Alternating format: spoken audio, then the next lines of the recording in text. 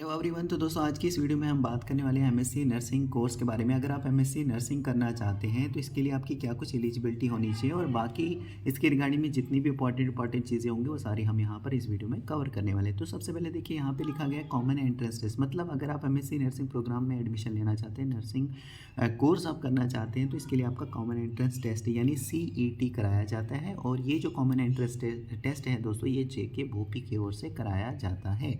समझ में आ रहा है। और जो स्कोर आप यहाँ पर करते हो, जो मार्क्स आप यहाँ पर लेते हो कॉमन एंट्रेंस टेस्ट में, उसी बेसिस पर यहाँ पर क्या बनता है, मेरिट तैयार होता है। और उसके बाद फिर आपको बुलाया जाता है दोस्तों काउंसलिंग के लिए। क्या बुलाया जाता है? काउंसलिंग के लिए बुलाया जाता है, जिसमें आपको कॉलेजेस जो हैं वो अलर्ट किए जाते हैं। और ये डिपेंड करता है कि जितने अच्छे अगर आपने मार्क्स स्कोर किए होंगे तो आपको यहाँ पर चांस होता है कि आपको गवर्नमेंट कॉलेज मिले। और अगर बहुत ही कम आपका मतलब यहाँ पे मेरिट बनता है, बहुत ही कम मार्क्स आपका आप कम मार्क्स स्कोर करते हो, फिर यहाँ पे आपको प्राइवेट कॉलेज मिलने के चांस रहते हैं। गवर्नमेंट और प्राइवेट कॉलेजेस में सबसे बड़ा डिफरेंस, जैसे मैं बताते आता हूँ आपको, कि इसमें सबसे बड़ा डिफरेंस ये हो जाता है फ़ीस को लेकर। अगर आपको प्राइवेट कॉलेज मिलता है तो नेचुरल सी बात है, यहाँ पे आपको फ़ीस जो है वो ज़्यादा पे करनी पड़ेगी। और अगर गवर्नमेंट कॉलेज मिलता है तो कम खर्चे के अंदर आपका जो कोर्स है, आपका जो MSc नर्सिंग का कोर्स है या फिर कोई अदर कोर्स भी है, तो वो आपका कम खर्चे में कंप्लीट हो जाता है। ठीक है, तो ये एक मेजर डिफरेंस यहाँ पर हो जाता है। अब थोड़ा सा नीचे स्क्रॉल करेंगे। सबसे पहले दोस्तों जैसे ही फॉर्म निकलेंगे, फॉर्म के बाद आपको यहाँ पे क्या होता है कि फॉर्म फिल करना होता है सबसे पहले। और ये ऑनलाइन मोड से ही फिल करना होता है फॉर्म आपको। और फॉर्म के रिगार्डिंग में कोई भी दिक्कत परेशानी अगर आपको आ रही होगी, आप मुझे लिख सकते हैं, कमेंट के ज़रिए बता सकते हैं। मैं पूरी हेल्प करूँगा आपको फॉर्म को फिल करने में। बाकी यहाँ पे टर्म्स और एक्सप्रेशंस वगैरह यहाँ पे दी गई हैं, उनको आप यहाँ पे रीड आउट कर सकते हैं। बोर्ड के बारे में भी बताया गया है, तो इसको भी आप पढ़ना चाहते हैं तो पढ़ सकते। सबसे पहले देखिए यहाँ पे भोपी की फुल फॉर्म अगर हम देखें, board of professional entrance examination. इसका मतलब क्या होता है? Board of professional entrance examination. Okay. CET की फुल फॉर्म होती है यहाँ पे कॉमन एंट्रेंस टेस्ट। इस तरीके से OM का मतलब है ओपन मेरिट में जो कैंडिडेट आते हैं। RB का मतलब है रेजिडेंट ऑफ बैकवर्ड एरिया, जो बैकवर्ड एरिया के रहने वाले होते हैं। PSP का मतलब पहाड़ी स्पीकिंग पीपल।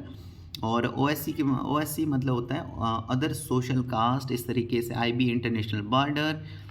OMR का मतलब होता है ऑप्टिकल मार्क रीडर। INC का मतलब होता है इंडियन नर्सिंग काउंसिल।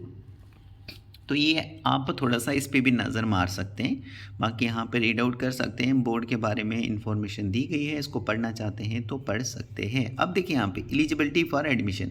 एडमिशन के लिए क्या कुछ एलिजिबिलिटी आपकी होनी चाहिए। तो सबसे पहले यहाँ पे जो भी कैंडिडेट यहाँ पर अप्लाई करेंगे MSc नर्सिंग प्रोग्राम में, उनको ये जो नीचे फॉलोइंग एलिजिबिलिटी कंडीशंस हैं ये फुलफिल करनी पड़ेगी। सबसे पहले एक डोमिसाइल सर्टिफिकेट आपके पास होनी चाहिए UT ऑफ JNK या फिर UT ऑफ लद्दाख की, जो भी आपका केस है। अगर आप UT ऑफ लद्दाख के रहने वाले हैं तो अगर ST सर्टिफिकेट वहाँ की जो कंपिटेंट अथॉरिटी जो लद्दाख की है उनके द्वारा जो भी ST सर्टिफिकेट इशू की गई होगी उसको ट्रीट किया जाएगा एज ए डोमिसाइल सर्टिफिकेट। अगर UT ऑफ JNK के रहने वाले हैं तो डोमिसाइल सर्टिफिकेट आपके पास होनी चाहिए। तो सबसे पहले क्या हुआ यहाँ पे, MSc नर्सिंग में एडमिशन लेने के लिए एक डोमिसाइल सर्टिफिकेट आपके पास होनी चाहिए। उसके बाद दोस्तों आपने BSc की होनी चाहिए, BSc नर्सिंग या पोस्ट बेसिक BSc नर्सिंग। देखो, have past BSc nursing, BSc honours BSc nursing, post basic BSc nursing with minimum 55। मतलब BSc नर्सिंग आपने की होनी चाहिए या फिर post basic BSc nursing 55% marks के साथ आपने वो पास की होनी चाहिए। ठीक है जी। एक तो डोमिसाइल, दूसरा BSc नर्सिंग या post basic BSc nursing 55% marks के साथ होनी चाहिए। और नेक्स्ट दोस्तों, आप रजिस्टर्ड नर्स होने चाहिए। Should be A registered nurse and registered midwifery या फिर इक्विवेलेंट या इसके इक्विवेलेंट में विद एनी स्टेट या फिर UT नर्सिंग रजिस्ट्रेशन काउंसिल से क्या होने चाहिए, आप रजिस्टर्ड होने चाहिए। क्लियर हो गया। उसके बाद फिर यहाँ पे बताया गया है have minimum of 1 year work experience after BSc nursing. BSc nursing के बाद आपके पास 1 साल का वर्क एक्सपीरियंस भी होना चाहिए। ये बताया गया है मिनिमम। इससे ज़्यादा का है, 1.5 साल का है, 2 साल का है तो कोई बात नहीं, अच्छी बात है। लेकिन 1 साल का तो कम से कम आपके पास एक्सपीरियंस होना चाहिए। फिर नेक्स्ट बताया गया है have a minimum of 1 year work experience prior to और after post basic BSc nursing. यानी कि जैसे मैंने आपको बताया कि 1 साल का आपके पास एक्सपीरियंस होना ही होना चाहिए, चाहे फिर BSc के बाद आपके पास हो या फिर पोस्ट बेसिक बीएससी नर्सिंग का हो, मतलब पोस्ट बेसिक बीएससी नर्सिंग के बाद आपके पास 1 ईयर का एक्सपीरियंस हो, या फिर बीएससी नर्सिंग के पास बीएससी नर्सिंग के बाद आपके पास 1 ईयर का एक्सपीरियंस हो, लेकिन 1 ईयर का एक्सपीरियंस यहाँ पे रिक्वायर्ड रहेगा। उसके बाद यहाँ पे रिजर्वेशन का परसेंटेज बताया गया है कि कौन सी कैटेगरी को कितना क्या यहाँ पे परसेंटेज है। जैसे एससी में 8% का यहाँ पे जो है रिजर्वेशन का परसेंटेज है। बाकी एसटी में जो आते हैं उनको 20% का है, जिसमें यहाँ पे बकरवाल आते हैं, बाल्टी, बेडा, boat, बोटो, Brokpa, Drokpa, dot, CP. ठीक है, तो ये कुछ यहाँ पे कैटेगरीज हैं। इनमें 10% का यहाँ पे रिजर्वेशन है। बाकी गद्दा, ब्राह्मीण, कोली, पाडरी ट्राइब, पहाड़ी इथनिक ग्रुप, इनके लिए यहाँ पे 10% का यहाँ पे भी इस तरीके से एसटी में ये है, अलग अलग कैटेगरी वाइज 10% का रखा गया है। तो ये आप यहाँ पे देख सकते हैं कितना क्या परसेंटेज रखा गया है। रेजिडेंट ऑफ बैकवर्ड एरिया के लिए 10% का यहाँ पे बताया गया है रिजर्वेशन का परसेंटेज, इसको आप यहाँ पे रीड आउट कर सकते हैं, देख सकते हैं। इसके अलावा फीस स्ट्रक्चर के बारे में बताया गया। Regarding fees structure, candidate in their own interest are advise to enquire the actual fees to be charged from the college authority where he she wants to get admission. यानी यहाँ पे बताया गया है बोपी की ओर से कि भाई जो फीस के रिगार्डिंग है ना, फीस का जो स्ट्रक्चर है, इसके रिगार्डिंग में आप जिस भी कॉलेज में एडमिशन लेना चाहते होंगे तो उसमें आप एग्जैक्ट कितनी फ़ीस चार्ज की जा रही है वो आप कॉलेज वालों से ही पता करेंगे, जिस भी कॉलेज में आप एडमिशन लेना चाहते हैं। एप्लीकेशन फॉर्म सबमिट किया जाएगा ऑनलाइन, जैसे मैंने आपको बताया। इसके लिए आपको www.jkbhopi.gov.in पर जाना होगा और फॉर्म को फिल करना होगा। 1500 रुपये आपको फ़ीस देनी पड़ेगी। फॉर्म की फ़ीस 1500 रुपये आपको चार्ज की जाएगी।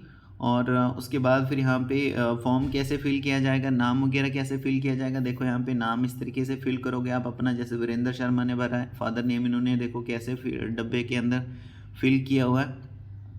डेट ऑफ बर्थ इन्होंने देखो कैसे यहाँ पे लिखी है, ऐसे ही आपको भी लिखनी है। समझ में आ रहा है? तो इस तरीके से आपकी हेल्प के लिए या आपकी कन्वीनियंस के लिए ये बताया गया है, यहाँ पे सैंपल बताया गया है। और सर्टिफिकेट कौन कौन सी अपलोड करनी है आपको, जब आप फॉर्म फिल करोगे ना ऑनलाइन, तो आपको यहाँ पे जो बीएससी नर्सिंग, बीएससी ऑनर्स या पोस्ट बेसिक बीएससी नर्सिंग का जो मार्क्स कार्ड रहता है वो आप अपलोड करोगे। डोमिसाइल सर्टिफिकेट आप अपलोड करोगे। उसके बाद यहाँ पे रजिस्ट्रेशन सर्टिफिकेट जो इशू की गई होगी एनी स्टेट या यूटी नर्सिंग रजिस्ट्रेशन काउंसिल के द्वारा, उसको आप यहाँ पे अपलोड करोगे। मिनिमम 1 ईयर का work experience certificate after BSc nursing वो अपलोड करोगे। Minimum 1 year work experience prior to और after post basic BSc nursing वो आप अपलोड करोगे। कैटेगरी अगर आपके पास कोई है तो वो अपलोड करोगे। तो ये कुछ डॉक्यूमेंट्स हैं जो आपको ऑनलाइन जो है अपलोड करने हैं जब आप फॉर्म को फिल करोगे, जैसे ही यहाँ पे फॉर्म वगैरह निकलेंगे।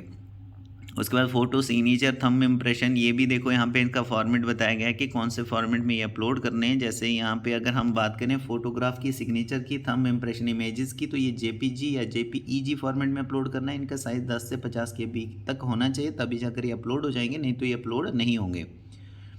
ठीक है, फ़ोटो इस तरीके का होना चाहिए जब आप अपलोड करोगे फ़ोटो, नीचे आपका नेम और उसके नीचे लेटेस्ट जो फ़ोटोग्राफ आप मतलब वहाँ पे जब आप खिंचवाओगे जहाँ पे भी, तो वहाँ पर आपको ये बताना है कि भाई इस तरीके का फ़ोटो हमें चाहिए। एक तो हमें नाम नीचे लिखना है और डेट भी मेंशन करनी है जिस डेट को आपने ये फ़ोटो वगैरह खींचा होगा, मतलब लेटेस्ट होना चाहिए। और इसमें कोई भी केप वगैरह गॉगल लगा के आपको फ़ोटो नहीं खींचना है। हाँ, अगर स्पेक्स लगी हुई है आपकी, नेचुरल जो नज़र की चश्मा जो होता है ना, वो अगर लगा होगा तो फिर वो अलाउड है, उसमें आप खींच सकते हो। बाकी यहाँ पे सिलेबस वगैरह भी देखेंगे। उसके बाद जो है फॉर्म के बाद फिर एडमिट कार्ड वगैरह जो है आते हैं, और एडमिट कार्ड लेके ही आपको जहाँ पर भी मतलब सीईटी आपका होगा, कॉमन एंट्रेंस टेस्ट जहाँ पर भी आपका होगा, 2 जगह पर होता है, जम्मू या मतलब जम्मू और श्रीनगर दोनों जगह पे होता है। तो जहाँ पर भी आपके एडमिट कार्ड पर लिखा होगा सेंटर, तो वहाँ पे आपको जाना पड़ेगा वो एडमिट कार्ड लेके। ठीक है, एडमिट कार्ड ऑनलाइन होंगे, वहाँ से ही आपको डाउनलोड करना पड़ेगा। एक प्रिंट, अच्छा सा प्रिंट आपको वहाँ से निकालना होगा, जिसमें क्लियरली सारा आपका नेम वगैरह, फोटोग्राफ वगैरह वो सारा चीज़ शो हो रहा होगा। इसके अलावा भी जब आप एग्जामिनेशन देने जाओगे, जब आप जहाँ पर भी सेंटर आपका बना होगा, वहाँ पर एक एक्स्ट्रा फ़ोटो भी आप जो है अपने साथ में रख सकते हो। और एडमिट कार्ड तो लेना ही है आपको साथ में। तो देखो यहाँ पे entrance shall be held centres में भी specified by the board in cities of Jammu और श्रीनगर और जम्मू में आपका एंट्रेंस टेस्ट होगा। और यहाँ पे जो है टेस्ट सेंटर जो है वो चेंज नहीं होगा। अगर एक बार आपका जिस भी जगह पर सेंटर बना होगा वहाँ पे ही आपको जाना पड़ेगा। और टेस्ट देने के लिए जब जाओगे तो इंग्लिश में वहाँ पे क्वेश्चंस पूछे जाएंगे, जो भी पेपर होगा वहाँ पे इंग्लिश में ही क्वेश्चंस होंगे। और आपको आंसर करना होगा OMR बेस्ड। जो आंसर शीट आपको देंगे, क्वेश्चन बुकलेट मिलेगी आपको। क्वेश्चन बुकलेट के बाद जो आंसर शीट मिलेगी वो कौन सी मिलेगी, OMR बेस्ड मिलेगी, जिसमें आपको वो सर्कल वगैरह डार्क करना होता है। ठीक है। नेचर ऑफ क्वेश्चन पेपर यहाँ पे बताया गया है कि भाई आपको एक क्वेश्चन जो मिलेगा, सबसे पहले आप क्वेश्चन को चेक कर लेना, क्वेश्चन पेपर को चेक कर लेना कि वहाँ पे कोई मिसिंग पेज वगैरह, ब्लैंक पेज या फिर कोई भी डैमेज डिफेक्ट तो नहीं है उसमें। अगर ऐसा है तो आप वहाँ पर जो भी कंसर्न इन्विजिलेटर होंगे जिनकी भी ड्यूटी वगैरह होगी उनकी आप नोटिस में लाइएगा। वो सेम सीरीज़ की आपको वापस दे देंगे। जैसे A series, B series, C series, D series की होगी ना बुकलेट, तो उसमें आपको अगर C मिली है तो अगर C में कोई फॉल्ट आपको लग रहा है तो आपको उसको उनको वहाँ पे बताइए, जो भी जिनकी भी ड्यूटी होगी वो आपको C सीरीज़ की ही दूसरी दे देंगे जो अच्छी होगी। ठीक है। तो क्वेश्चन को अटेम्प्ट करने से पहले, किसी भी क्वेश्चन को अटेम्प्ट करने से पहले ये भी आपकी रिस्पॉन्सिबिलिटी बनती है कि एक बार कम से कम आप पेपर को चेक कीजिए। उसके बाद यहाँ पे देखो एक सिंगल पेपर आपको दिया जाएगा जिसमें 120 क्वेश्चंस होंगे। 2 घंटे का आपको टाइम दिया जाएगा करने के लिए। और ये मल्टीपल चॉइस के ऑब्जेक्टिव टाइप के क्वेश्चंस होंगे और एक क्वेश्चन 1 मार्क का रहेगा और 0.25 की नेगेटिव मार्किंग रहेगी अगर आप किसी भी क्वेश्चन का गलत आंसर देते हैं तो। कहाँ से क्वेश्चंस पूछे जाएंगे, तो देखो MSc नर्सिंग के लिए आपने BSc पढ़ा होगा, तो देखो कौन कौन से सब्जेक्ट से आपको क्वेश्चन होगा। मेडिकल सर्जिकल नर्सिंग से 45 क्वेश्चन, यानी सबसे ज़्यादा क्वेश्चन यहाँ से पूछे जाएंगे मेडिकल सर्जिकल नर्सिंग से। फिर मेडिकल हेल्थ नर्सिंग से 20 क्वेश्चन होंगे। चाइल्ड हेल्थ नर्सिंग से 12 क्वेश्चन, मिडविफरी एंड गायनेकोलॉजिकल नर्सिंग से 17 क्वेश्चन, कम्युनिटी हेल्थ नर्सिंग से 26 क्वेश्चन। तो इस तरीके से 120 क्वेश्चन को पूछे जाएंगे। 2 घंटे का आपको टाइम दिया जाएगा, यानी 120 क्वेश्चन 120 मार्क्स के। इसका मतलब क्या है, एक क्वेश्चन आपका 1 नंबर का यहाँ पे रहने वाला है। ठीक है। ये आपने पढ़ा होगा, अगर अच्छे से आपने BSc नर्सिंग की है या पोस्ट बेसिक BSc नर्सिंग की है, ये सारा आपने पढ़ा होगा और यहाँ पे कोई भी दिक्कत परेशानी आपको नहीं होगी पेपर को करने के लिए। फिर भी आपके पास अच्छा खासा टाइम है, जब तक यहाँ पर फॉर्म वगैरह निकलेंगे तब तक आप यहाँ पर अच्छे से इस सिलेबस को कवर कर सकते हैं।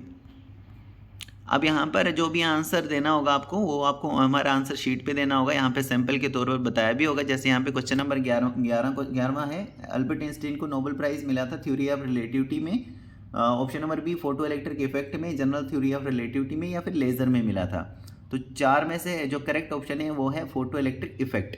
ठीक है। तो यानी option number B right answer है क्वेश्चन नंबर 11वें का। तो आपको कैसे आंसर करना है और हमारे आंसर शीट पे ये देखो, ये वाला करेक्ट वे है। देखो क्वेश्चन नंबर 11वें का इन्होंने ऑप्शन नंबर B पे यानी यहाँ पे डार्क करके दिखाया हुआ है, मतलब ये नीचे लिखा भी है करेक्ट वे है आंसर देने का।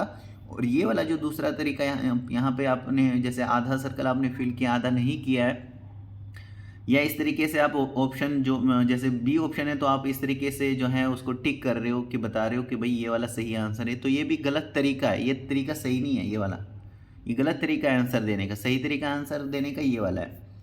तो अगर पहले आपने नहीं दिया है, वो हमारे बेस्ड जो है वो मतलब नहीं देखा है, मतलब या कोई भी एग्ज़ाम आपने नहीं दिया है इस तरीके का, तो यहाँ पर आप अच्छे से देख सकते हो। उसके बाद सिलेबस यहाँ पे फिर से दिया गया है। जैसे यहाँ पे देखो सब्जेक्ट है management of nursing services and education. इसमें टॉपिक्स कौन कौन से हैं वो आप यहाँ पे देखिए और 5 मार्क्स का यहाँ से पूछा जाएगा। कम्युनिटी हेल्थ नर्सिंग में ये सब्जेक्ट है, यहाँ पे टॉपिक्स हैं। इन टॉपिक्स को आपको पढ़ के जाना है, यहाँ से 8 मार्क्स का पूछा जाएगा। नर्सिंग रिसर्च एंड स्टैटिक्स, यहाँ पे देखो ये सब्जेक्ट है और ये टॉपिक्स हैं आगे, 5 मार्क्स का यहाँ से पूछा जाए। मेंटल हेल्थ नर्सिंग से ये सारा पढ़ के जाना है आपको, यहाँ से 10 मार्क्स का पूछा जाएगा। मिडविफरी एंड ऑब्स्टेट्रिकल नर्सिंग, यहाँ पे भी देखो ये सब्जेक्ट है और ये कौन कौन से टॉपिक्स हैं जो आपको पढ़ के जाना है, यहाँ से 15 मार्क्स का पूछा जाएगा। चाइल्ड हेल्थ नर्सिंग से 10 मार्क्स का, सोशियोलॉजी से 5 मार्क्स का, मेडिकल सर्जिकल नर्सिंग से 20 मार्क्स का, कम्युनिटी हेल्थ नर्सिंग सेकेंड से 6 मार्क्स का, साइकोलॉजी से कितना, साइकोलॉजी से देखो यहाँ पे human behaviour, AIIMS and methods of psychology, motivation and perception, intelligence and attitudes, mental hygiene, यहाँ से 5 मार्क्स का पूछा जाएगा। अब ये आपको पढ़ के जाना है। नर्सिंग फाउंडेशन से 10 मार्क्स का पूछा जाएगा, टॉपिक्स यहाँ पे दिए गए हैं। न्यूट्रिशन से भी यहाँ पे देखो टॉपिक्स कौन कौन से तैयार करके जाना है, 3 मार्क्स का। बायोकेमिस्ट्री से 3 मार्क्स का यहाँ पे देख लेना कौन कौन से जो है चीज़ें पढ़ के जानी है। फिजियोलॉजी से यहाँ पे इसमें आपको पढ़ना है physiology of cell, respiratory system, blood excretory system और गैस्ट्रो इंटेस्टिनल सिस्टम, 5 मार्क्स के हैं। फिर एनाटॉमी से 5 मार्क्स का, माइक्रोबायोलॉजी से भी 5 मार्क्स का, और इस तरीके से टोटल 120 मार्क्स का पूछा जाएगा। 120 मार्क्स का मतलब 120 क्वेश्चन 120 मार्क्स के, जैसे मैंने आपको बताया। तो जब आपका ये सीईटी कंप्लीट हो जाएगा, मतलब सीईटी कॉमन एंट्रेंस टेस्ट जब आपका हो जाएगा, उसके बाद रिजल्ट निकलेगा। तो जो भी आपने